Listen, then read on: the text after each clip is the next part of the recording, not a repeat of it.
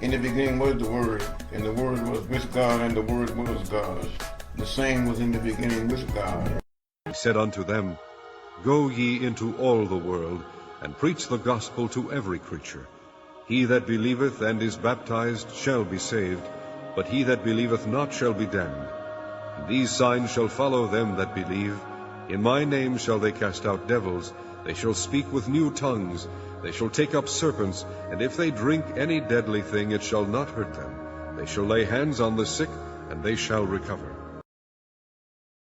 Dinosaur is a brand new word, not invented until 1841, but before then they were called something else, and we find this name in pretty much every single culture all around the world. What were they called? Dragons. And we find these legends, they're legion. They are all over the place in pretty much every single culture. Now, some are embellished, of course, but many of them describe known types of dinosaurs. And even the honest evolutionist knows about these. Watch this little clip from the Discovery Channel. There is one creature remembered in the legends of almost every human culture that's ever existed. A creature depicted with remarkable similarity by the Chinese, the Aztecs, even the Inuit, who live in a frozen land where no reptiles are found. Even they have stories of this animal, the dragon. Cultures from different continents, people who had no contact with one another, yet all of them have stories describing the same mythical animal. Could it be these stories were more than myth? What if we discovered that this creature that haunts our imagination had once been real? Now, of course, they'll try to explain those away with an evolutionary worldview, but the point is they acknowledge the legends. And there are so many of these. We have whole books on this issue. Just a few examples very quickly. St. George is said to have killed a dragon around 275 AD. And the description of the dragon that he killed fits that of a dinosaur known as baryonyx. And in that very same region, we do find bones of baryonyx. A city in France, renamed in honor of the dragon that was killed there, described as bigger than an ox with long, sharp-pointed horns on its head. Maybe a triceratops of some sort. Marco Polo, the man, not the game, reported in 1271 AD that the emperor in China used dragons to pull his chariots in his parades. Which, by the way, if I was an emperor and there were dragons around, they'd pull my chariots too, because that's awesome. All right? This makes really good sense. Well-known historians like Aristotle and Herodotus, they reported seeing flying dragons. Herodotus may know this in his writings, where he went to go see these winged serpents as they flew for Egypt. And he says he saw them. And he says they were like snakes. They were reptilian. And their wings were not feathered, but they were membranous, like the wings of a bat. The Historia Animalia, a very well-known old secular science book, said dragons were still around in the 1500s, but were rare by then and fairly small in comparison to those older dragons. You also find carvings and drawings all over the world that appears to show man with dinosaurs. A few examples of those. Here's a piece of ancient Egyptian pottery, seems to show two long-necked dinosaurs. A Roman mosaic from the 2nd century, again, two long-necked dinosaurs. Or go over to northern England, visit Carlisle Cathedral, see the tomb of Bishop Bell, who died around 1500, and there are brass strips around his tomb with carvings of animals on those strips, and some of those carvings look like known types of dinosaurs. Or go to Cambodia, visit this temple built around 1,000 years ago, zoom in on the column of this temple, you have what appears to be a clear depiction of a stegosaurus, the dinosaur with the plates on the back. Bringing it back closer to home, over in Colorado, here's a pictoglyph of quite possibly a triceratops. You got the big body, plated back of the head, 3 horns. Of course, the evolutionists say, no way, that's just a really bad goat. Those Indians were terrible artists. But if you look above, they know what a goat looks like. All right, they weren't confused by that. But it gets a lot better than that. Over in Utah, close to there, we find another cave wall drawing of what is clearly a sauropod dinosaur. You have the long tail, the 4 legs, the neck, and the head, a very, very clear depiction. Also close to there, another cave wall drawing of a pterosaur of some sort. It would appear with those distinctive features, the bump on the head and the webbed feet. Another cave wall drawing of a different sauropod dinosaur, enhancing you can see it better, but there you go. Here's a fun one to end on as far as this subject goes. This is a creature given to us by the Aboriginal people, and they called this creature Yaru. And they say Yaru was a real creature, it was a real menace. And in this picture, they're showing us the time that Yaru ate one of their friends. and they're trying to get their friend back or get revenge or something like that. And Yaru looks a whole lot what we call a plesiosaur. And guys, if we had time, we could just go on and on and on for a really, really long time. There's so many of these. And again, even the honest evolutionist knows about these. And they're going to be consistent. They need to try to deal with these from an evolutionary perspective, and some have tried. And it gets interesting when they try. One quick example. Have you guys ever heard of Carl Sagan? Maybe a few of you have. Okay. Because Carl Sagan was a popular scientist back in the day. He was a brilliant man and a staunch non-believer and a staunch evolutionist, but definitely brilliant. And but he believed in hardcore evolution, and so he knew about these dragon legends all over the world that sounded like man with dinosaurs. And he said, we know that can't be true. But he said, then how do we explain all these legends of man with dinosaurs, at least what appears to be in these accounts? So he sought to answer that question in the book, The Dragons of Eden. And this was the hypothesis he put forward. He suggested, he said, well, we know evolution is true, he said. And we know that humans evolved from small mammal-like critters that lived millions of years ago. And these small mammal-like critters, these small mammal ancestors of ours, they lived with the dinosaurs millions of years ago. And the dinosaurs were so big and terrifying that the memory of the dinosaurs imprinted itself onto the brain of our small mammal-like ancestors. And then as those things began to evolve onward and upward, they kept passing on that memory to one thing over the next over the eons of time. And then some humans back in the day still had that vestigial leftover memory from their ancestors. And when those humans went to sleep at night, that memory would click on. Those humans had dreams of the old dinosaurian world, and they would see the dinosaurs their ancestors saw. Then they would wake up and write about what they saw or draw pictures of what they saw. And he said, that's how we get all these dragon legends that sound a lot like man with dinosaurs. Dragons, just the word conjures up all these images, and people's attention goes right to the dragons. People want to know about dragons. Dragon legend is absolutely a phenomenon. There are literally too many legends to count. They're in every tribe and nation, every people group, and you have them in China, Australia, Africa, Europe, North America, and South America, everywhere people inhabit. Dragons are really interesting creatures. I think there's not a child with soul so dead that he hasn't become fascinated by dragon stories and dragon legends. And the thing that's always struck me as amazing is that it's not a regional legend. It's not a legend of the Chinese, but nobody else, or a legend of the Europeans and nobody else. It's everybody's legend. Now, a legend is, of course, a legend. It's a fairy tale. But is there, in fact, most anthropologists will tell you that whenever you have a legend or mythology, that there's usually something that happened that started that myth. So the point is there is some consistent threads in these different cultures, South Sea Islands, South Pacific, American Indians, and so forth. So when you find the similar kinds of legends that suggest that either a common legend exchange or those legends deriving from some kind of historical antecedent. If we're to believe that they're mythological, that really presents a logical problem for us, because there is a consistency that happens throughout all the dragon legends. Of course, dragon legends can become sensational. You know, a lot of your pagan religions attach some sort of meaning to these things. Like a lot of times in Chinese mythology, a dragon would, be responsible for the tides, or it would control the water or something like that. But if you scrape away all the sensationalism, you actually have a very real creature at the bottom of, and that is consistent throughout really the entire world. You just have a large scaled reptile that has many of them fly, some of them don't, but the ones that do fly have wings like a bat, and they're carnivorous, and they're basically going to gnaw your face off. And it is consistent no matter where you go, and that truly is remarkable. They look like big reptiles with long tails, with scales, with sharp teeth, claws, oftentimes 3 claws, by the way, which many of the dinosaurs did have 3 claws, like theropods. So I believe they're what many people have called dragons, or have been translated to the word dragon, really reflect a human experience, widespread among almost all cultures, of having witnessed at some point in history very, very large, very frightening reptiles.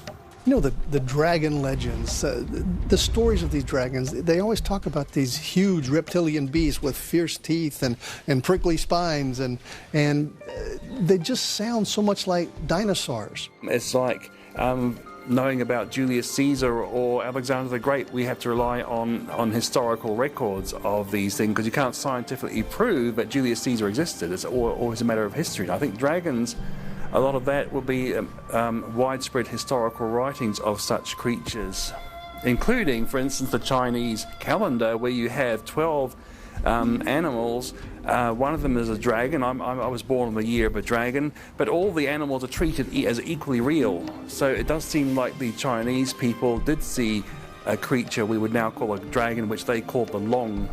Actually, there are a lot of legends of dragons being used for breeding. The Chinese have stories about breeding dragons. There are artifacts that show people writing these things. It's quite remarkable that, to many people, that Australian Aboriginal people actually have accounts of their ancestors having encountered creatures that today, by any reckoning, you'd describe as being dinosaurs on the basis of scientists' reconstructions from fossils. On a personal level, I recall meeting a university researcher in the Northern Territory in Darwin after giving a presentation there a couple of years ago.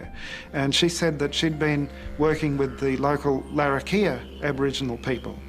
And they had a word for a fierce creature that lived in the local swamps there that used to terrorise the first Aboriginal people who'd come to that area via canoes from another country far away.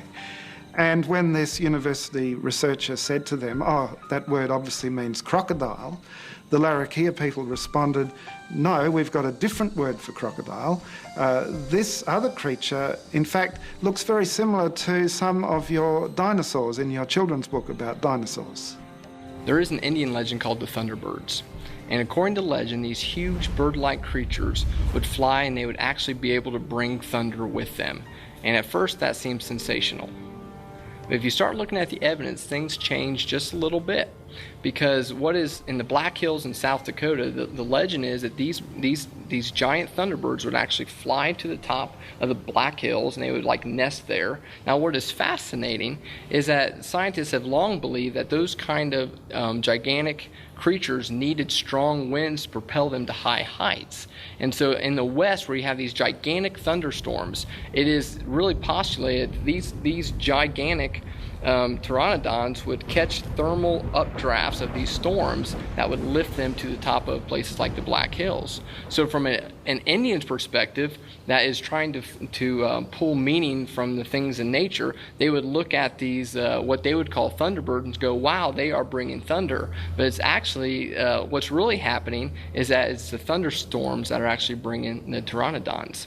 This is taken from a book named After the Flood, where he recounts, "Dinosaurs in the form of flying reptiles were a feature of Welsh life until surprisingly recent times. As late as the beginning of the present century, elderly folk at Penllyn in Glamorgan used to tell of a colony of winged serpents that lived in the woods around Penllyn Castle. As Mary Trevelyan tells us, the woods around Penllyn Castle, Glamorgan, had the reputation of being frequented by winged serpents, and these were the terror of old and young alike. An aged inhabitant of Penllyn, who died a few years ago, said that in his boyhood the winged serpents were described as very beautiful.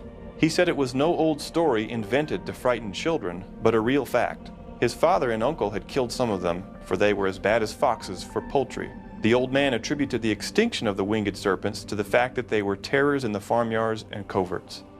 This is a pteranodon, an example of one. And by the way, not all of them were huge with big long wings. And in Beowulf, it describes two different kinds. One which had massive, huge wings, which we know existed from fossils, 30 foot and more wingspan. But there's another kind of winged serpent that was smaller, but it was just as much a pest. Not just in Beowulf, but in England and to the North American Indians and Central American Indians, etc. Interestingly, there's a Scandinavian king called Beowulf. And there's a very famous poem about his exploits.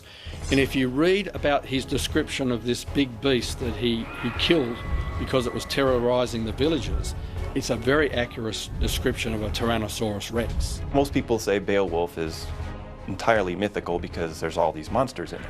But if you read Beowulf, the poem, it doesn't say fairies and magic elves. It's talking about the Grendel. It's talking about a bipedal monster with giant mouth and big teeth that ate people, just like we might imagine a pteropod dinosaur might do. In the Agat National Park in Nebraska, there are these structures in the side of the rocks called Devil's Corkscrews. And for years, scientists thought that the plants or some sort of plant created these spiral structures that descend from the surface down about 6 feet. But it was not until they started excavating them that they found these little fossils of beavers at the bottom of them, and they found out that these beavers made these wild corkscrew lodges in the rock. And evolutionary timelines would put this beaver to be extinct about 30 million years ago. But the problem with that is that American Indians know full well what those corkscrews were. And if you would have asked a Lakota Indian, they would have told you they were beaver lodges. My point with Haas Eagle is the Maoris tell a legend about a giant eagle. And it's easy for us to say, oh, giant eagle, pff, whatever. But it's been verified and it's published. It's the real deal. It was a giant eagle. So if they were right about the giant eagle, then perhaps peoples have been telling the truth in their legends of other creatures too. Most people today accept that dinosaurs have become extinct, and even creationists who look at the accounts of apparent recent human dinosaurial contact would say, look, it does seem that dinosaurs are extinct. However, there are some tantalizing accounts of sightings in very recent decades from various places around the world. In the Congo, for example, the local people there talk of a creature they call Mokele Mbembe. And when Westerners have gone in with drawings of African creatures and dinosaur handbooks, and they've pointed to pictures of, say, the hippopotamus or the rhino, the people have said, no, that's not Mokele Mbembe. And when shown a picture of a sauropod dinosaur in a dinosaur handbook, they've pointed to something like a small sauropod dinosaur. Another example comes to mind, the Lake Murray region of Papua New Guinea. There were people there out in a canoe, and as they looked under their canoe, they saw a large creature swim under the canoe that had what looked like triangular plates extending down its back and all the way down its long tail. And the people speak there of large nesting sites adjacent to the water's edge, which have been clearly left by a large creature. If you only had one or two stories that sounded a bit similar to dinosaurs, you could see it as just a coincidence. But when you have this universal theme right across the globe, many different continents, many different cultures, and over a vast span of human history, then there's probably going to have to be some universal core truth there. In fact, the late Dr. Carl Sagan, one of the most well-known of all the world's evolutionists, took it so seriously that he actually wrote a book called The Dragons of Eden to try and answer this question as to how come there are so many different stories of dragons that are very similar to the dinosaurs when no one's ever seen a dinosaur. And the answer he came up with in his book was essentially that well, we evolved from reptiles, so part of our brain is a sort of a leftover of when we lived in the age of the reptiles, and so dragon legends are really, if you like, inherited memories from the age of reptiles. Now, there was an embarrassed silence from many of his evolutionary colleagues because, of course, there's no scientific credibility to the idea that memories are inherited. You know, that you might remember what some ancestor did when he was serving Cleopatra or something like that. But the importance of that little account was that one of the world's leading evolutionists took this issue so seriously that he tried to explain it, even though he didn't do a very good job. A much better explanation is that the Bible is right, that man and dinosaur did live together, and what we see are the somewhat corrupted legends, somewhat corrupted stories of a time when people and dinosaurs did really know each other. When the dinosaurs got off the ark, they faced a very hostile climate. Things had changed. Remember, before the flood, they lived over 900 years. After the flood, only 400, and then 200, and then 100. Something changed after the flood, folks. The canopy of water that used to protect them was gone. And you're not going to make it to 100, or 200 for sure. You might make it to 100, but you won't make it to 200. Not in this world. Dinosaurs had two serious problems after the flood. Number one, the climate was a lot different. They just couldn't live long enough to get big enough to reproduce in many cases. So some species probably went extinct in the first few generations. Second problem, I think, was worse. People hunted them. Back in those days, they called them dragons. They didn't call them dinosaur because the word dinosaur wasn't made up till 1841. So for most of human history, they called them dragons. Dragons are mentioned in the Bible 35 times. And as the population began to grow after the flood, the population of dragons began to go down because nobody wants to live next door to a dragon. The same thing happened right here in Milwaukee, Wisconsin.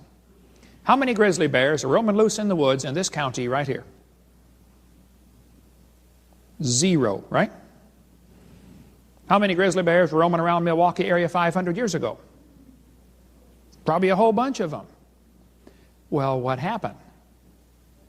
As people move in and civilize an area, the big creatures, or ferocious creatures, are driven off or killed off. Happens all the time. If it came on the evening news tonight that there were 5 grizzly bears roaming around Milwaukee, Wisconsin, do you know what would happen by 6 o'clock in the morning? Every redneck in 4 counties would be out there with a rifle trying to shoot them. Right? And whoever could shoot the biggest one would be a hero. They'd put his picture in the paper. Hey, Bubba shot the grizzly bear and saved the village. That's exactly what would happen. Well, that's what happened to the dragons. Man, if you could figure out a way to kill a dragon, you'd be a hero. They'd tell stories about you around the campfire for generations to come. And there are thousands of stories of people killing dragons. They killed them off for meat. There'd be a lot of hamburger in one brachiosaurus. They killed them for medicine. It's amazing how many ancient recipes call for dragon bones to be ground up and put in with the medicine. Lots of legends tell of people killing dragons. Gilgamesh supposedly slew a dragon. A Chinese guy named Yu slew dragons that were bothering them as they tried to expand the territory and drain off the swamps and make the land of China livable again. They had to drive off the snakes and dragons. The Babylonian god Marduk is shown pictured on top of a dragon, possibly a fire-breathing dragon. You say, oh, you don't believe in fire-breathing dragons, do you? Oh, yeah. The Bible talks about a fiery flying serpent. The book of Job has a whole chapter, Job 41, about Leviathan, the fire-breathing dragon. It says, out of his mouth go burning lamps and sparks of fire leap out. Out of his nostrils go a smoke. I've seen deacons do that at Southern Baptist churches. As out of a seething pot or cauldron, his breath kindleth coals, and a flame goeth out of his mouth. There really was a fire-breathing dragon. In our Green series of tapes, the topical ones, we've got a whole tape out there, hour and a half, about Leviathan, the fire-breathing dragon. If you get a Catholic Bible, you find the book of Daniel has 2 extra chapters. Daniel 13 and 14. It's part of the apocryphal books. It shouldn't be in Scripture. It's interesting reading, but it's not part of Scripture. It says, there was a great dragon in the place, and the Babylonians worshipped him. And the king said to Daniel, behold, thou canst not say now that this is not a living God. Adore him, therefore. And Daniel said, I adore the Lord my God, for he is the living God, but that is no living God. But give me leave, it means give me permission, O king, and I will kill this dragon without sword or club. And the king said, I give thee leave. Then Daniel took pitch and fat and hair, and boiled them together and made lumps, and put them into the dragon's mouth, and the dragon burst asunder. What a strange story. Let me give you the Hovind translation of what's going on here. The Bible tells us Daniel was a man who understood science. He knew full well that pitch is made from tree sap, and it's very sticky. They used to have whole industries in America just making pitch to use to waterproof ships. They would coat them with pitch made from tree sap, particularly pine. And fat is very salty tasting, and just about all animals like salty tasting things. The hunters put out salt licks for the deer, right, or cattle have like salt licks. And hair won't digest. He mixed them all together, tossed them in. The dragon liked the taste, swallowed them, but they wouldn't digest. And these were the days before Roto-Rooter, and so he burst asunder. You figure it out. Anyway, Saddam Hussein thinks he is Nebuchadnezzar reincarnated. The guy has a serious ego problem. He thinks he is Nebuchadnezzar brought back to life. By the way, do you ever notice George Bush always called him Saddam Hussein? There's a reason for that. I've been told, anyway, the word Saddam means prince. Saddam, spelled the same way, means horse's rear end.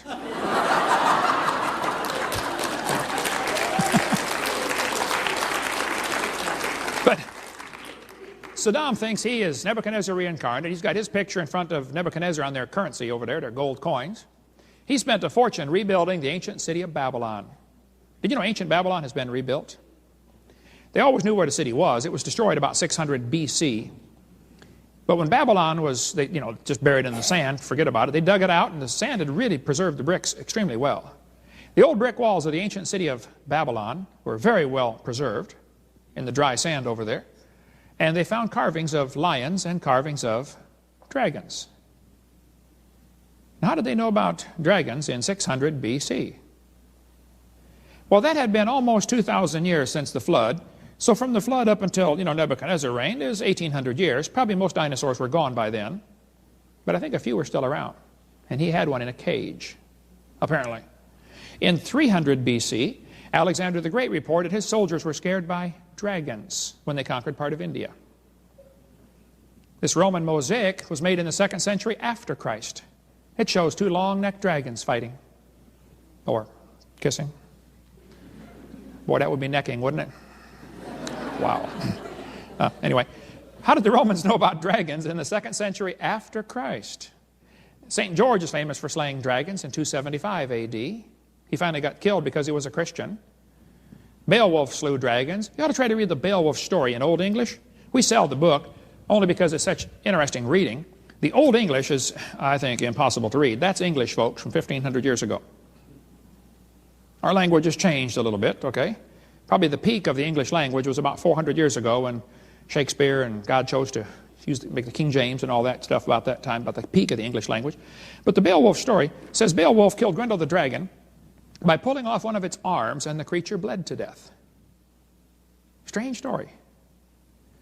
They found a Babylonian cylinder seal showing a guy pulling the arm off a dragon.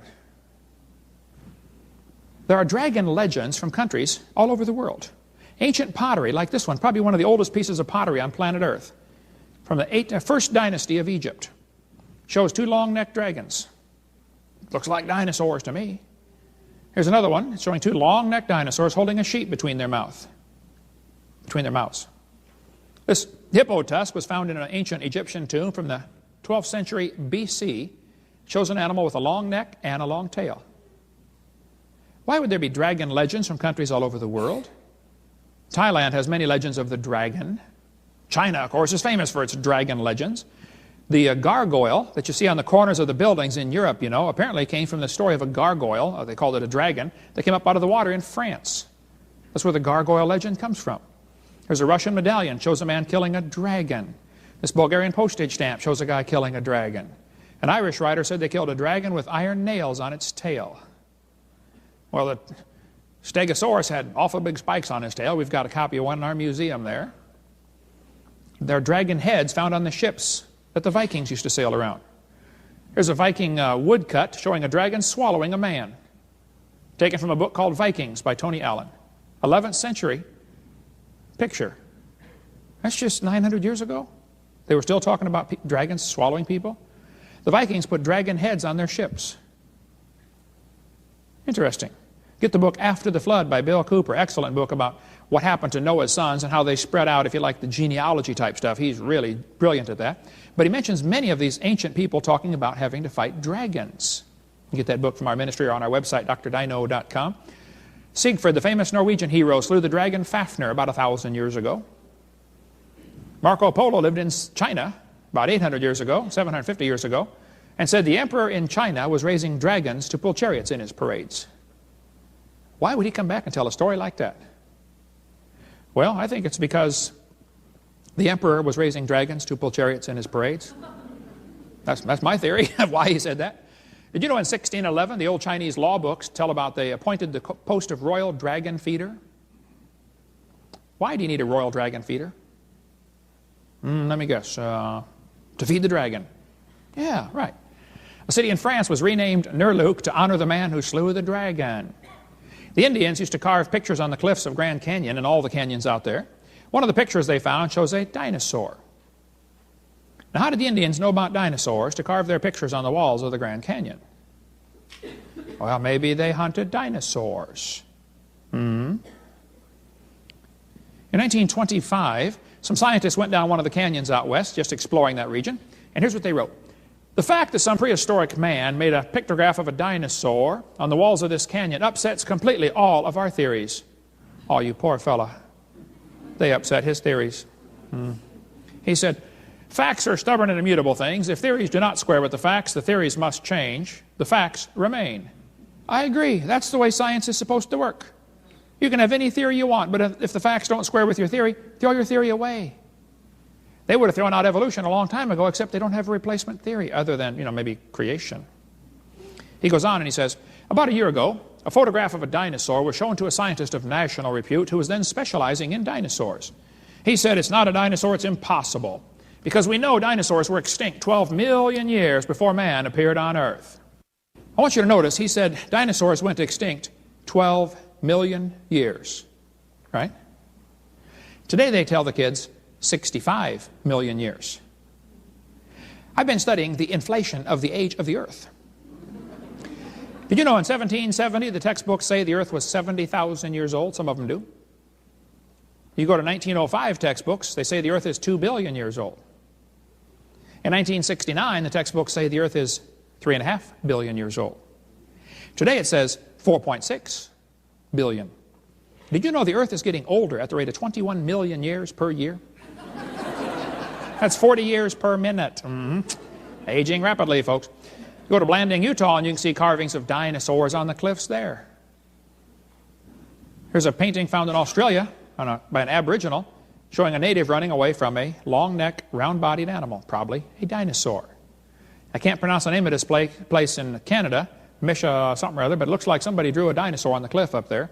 The Indians talked about the great animal that lived in the lake out there. This guy says nobody's ever seen one. He doesn't know that.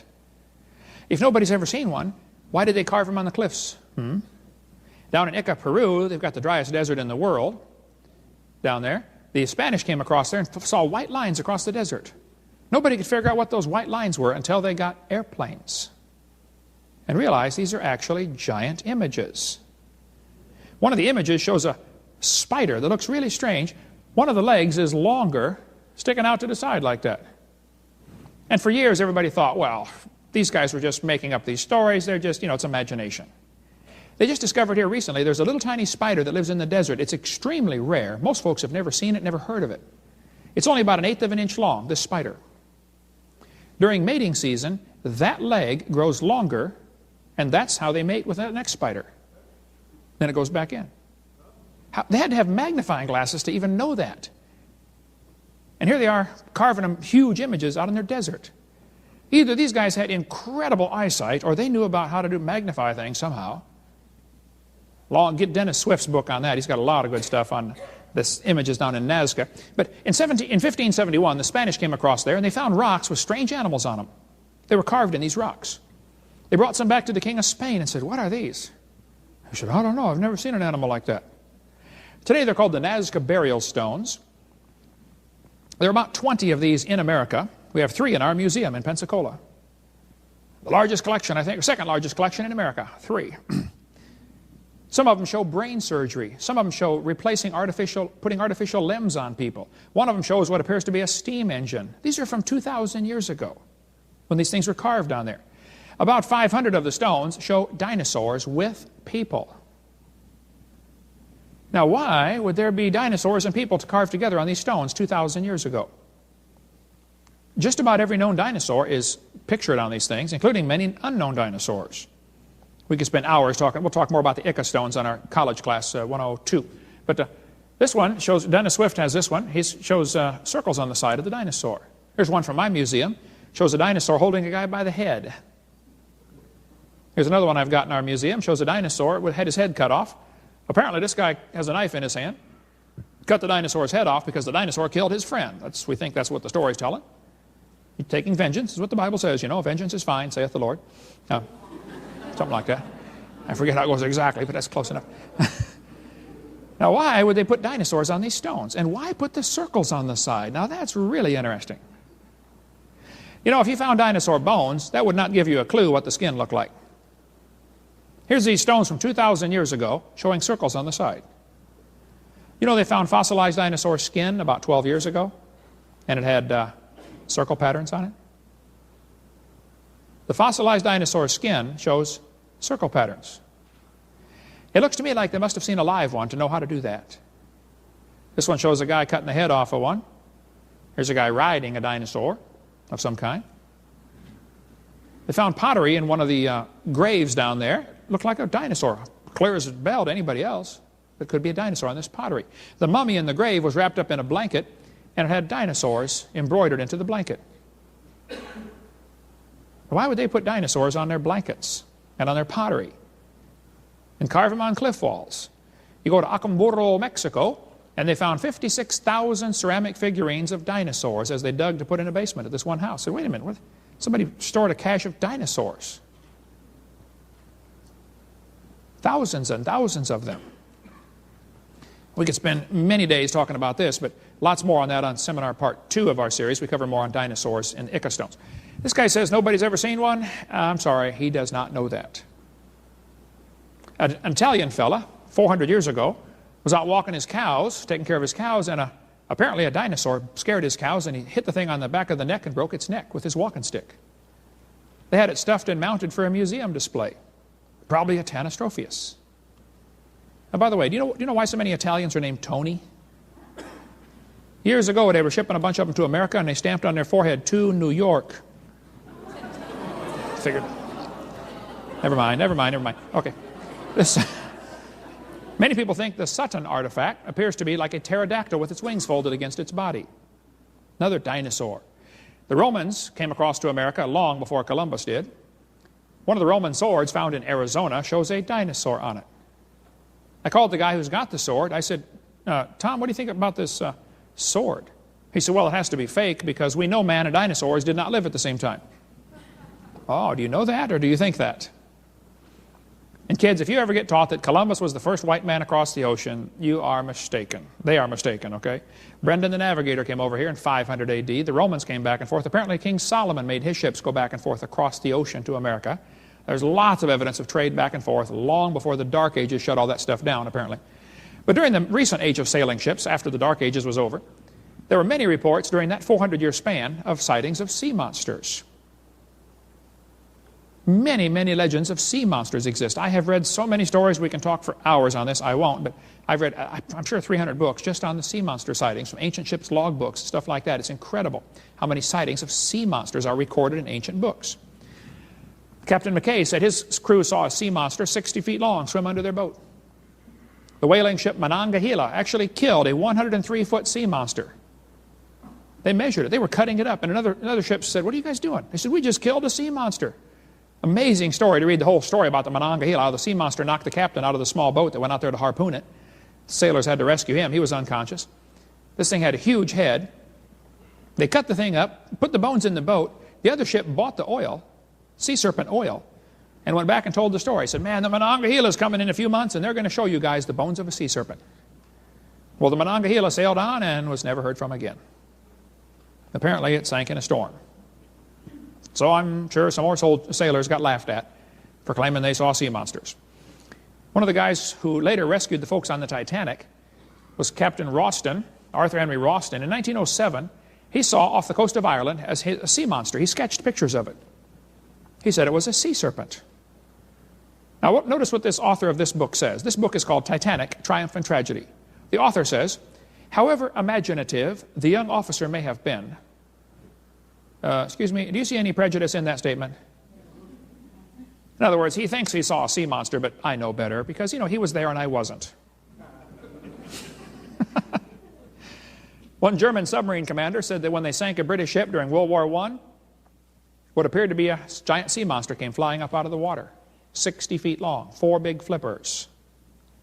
There are stories of giant octopus pulling ships underwater. You say, come on, now, octopus never get that big. Oh, they get pretty big. This one washed up on the beach in Florida, St. Augustine, about 100 years ago. The octopus was 200 feet across and weighed 5 tons. That's a big octopus. That's not the biggest one. A whale was killed near Seattle. Inside the whale's stomach was one arm to an octopus. All around the whale's body were 18-inch scars, circular scars, where something, either a giant octopus or squid, tried to drown the whale. See, whales love to eat octopus or squid, either one. And squid and octopus never stop growing. Now, if you're an animal that never stops growing, someday you won't have any more enemies. By the way, if you ever see a piece of puked up octopus floating around in the ocean, be sure to grab it. It's worth a fortune. Does anybody know what they make out of puked up octopus? Perfume. That is correct. That explains a few things, doesn't it, fellas? Hey, dear, you smell like a puked up octopus. Mm-hmm. Yeah. Yeah, and you can sleep on the couch for a month too, honey. Mm-hmm. Yeah. There are some awfully big squids out there. The Navy research vessel saw a squid wrestling with a giant whale one time in 1966. Giant squid. This one's in the Peabody Museum, a huge squid model over my head there. They said this one washed up on the beach in New Zealand. It was a baby giant squid.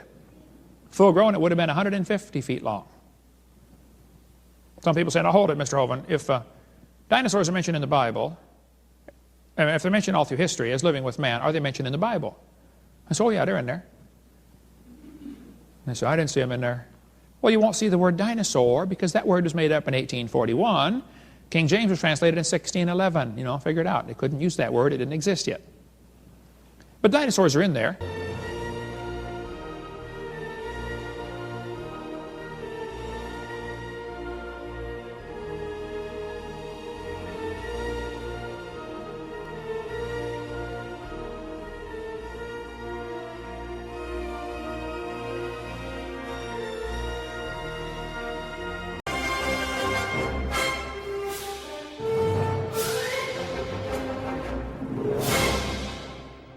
We have to identify what a Christian is, what a Christian truly really is. Now, if I were to ask you, hey, brother or sister, what is a Christian, or what does the word Christian mean? I'm not going to ask you because I'm afraid you might tell me it means Christ-like. If you tell me the word Christian means Christ-like, all that simply means is you never looked it up. You didn't look in the dictionary or the lexicon. And my mama taught Susie, my sister, and I, don't use words you haven't looked up because you might be using the word wrong. So the word Christian does not mean Christ-like. On page 672, column 1, paragraph 3 of the Greek-English lexicon of New Testament words by Joseph Henry Thayer, he said the word Christian is from the Greek word Christianos, and it means follower and worshiper of Jesus Christ. A Christian is somebody who follows and worships Jesus, because in reality, we don't know nobody just like Jesus. Jesus Christ has never been duplicated and never been replicated. A follower and a worshiper of Jesus is a Christian. So the Bible says in Matthew 4:10, thou shalt worship the Lord thy God, and him only shalt thou serve. You serve the God that you worship. I can hang out with anybody. That's why Evangelist Green, it was a treat to hang out with you. I can hang out with anybody 20 minutes. I will tell you who your God is because you serve the gods you worship. If you worship money, you serve your business or your job or whatever you do to get money. If you worship fashion, you serve clothes. If you worship education, you serve degrees. If you worship knowledge, you serve science. If you worship your body, you serve exercise. If you worship your belly, you serve food. If you worship lust, you serve sex. If you worship getting high, you serve alcohol. If you worship yourself, you serve pride. If you worship sin, you serve the devil. Let me admonish you, worship God and serve Jesus. Jesus is the only legitimate object of worship in the entire world. Though our sins are scarlet, you have made us white as snow. Though our sins are scarlet, you have as white as snow.